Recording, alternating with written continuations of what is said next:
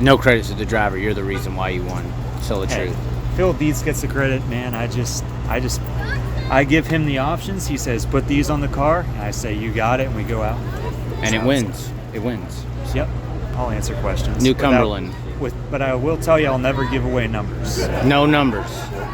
What do you mean? Like, can you give a... My stagger, air pressures.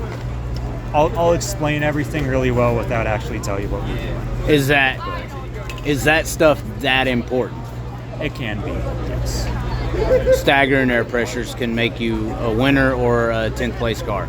Yeah.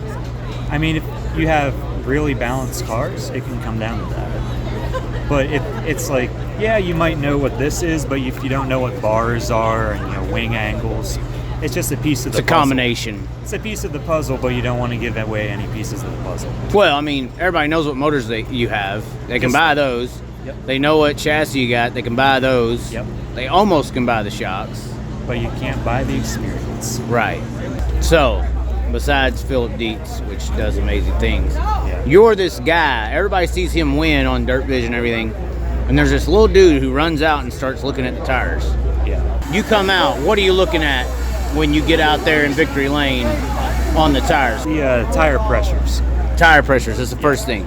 Because especially in a race like that where you got some yellows, if they come in and they're down on pressure already, then you know you were running lower pressure than you wanted.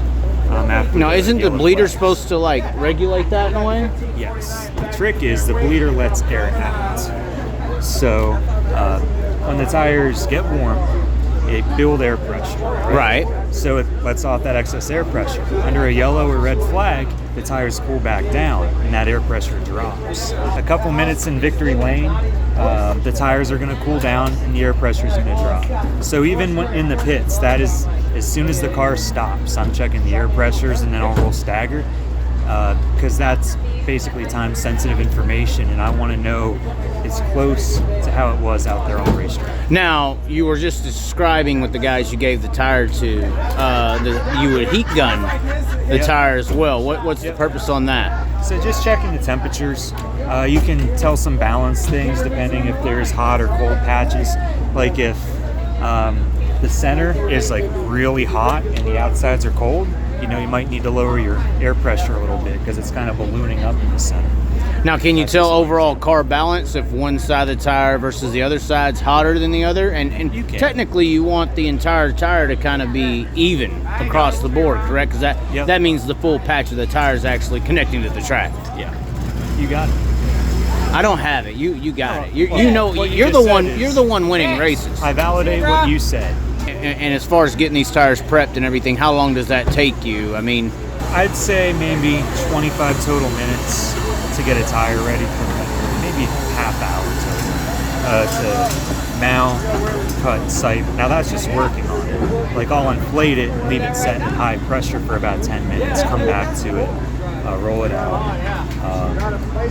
So like here, I cut that stuff and then I sipe around there. That's just how I did them tonight, depending on where we go. I'll do it different in Pennsylvania. Why different in Pennsylvania? Why? Different kind of dirt. So are you doing soil samples on the track, or what are you doing technically? Not quite. You give the teacher vibe off with the classes. Are you a teacher of some kind? Yep, I was an ag teacher. I taught shop mostly, ag mechanics, but my degree I can teach plant, animal science, soil science. I took soil. Well, that's what I'm saying. A lot of people call it dirt track racing. Technically, it's soil racing. Yeah. Technically. Dirt is just misplaced soil. Lucas Soil. Now you figured it out. Yeah. It's a good track.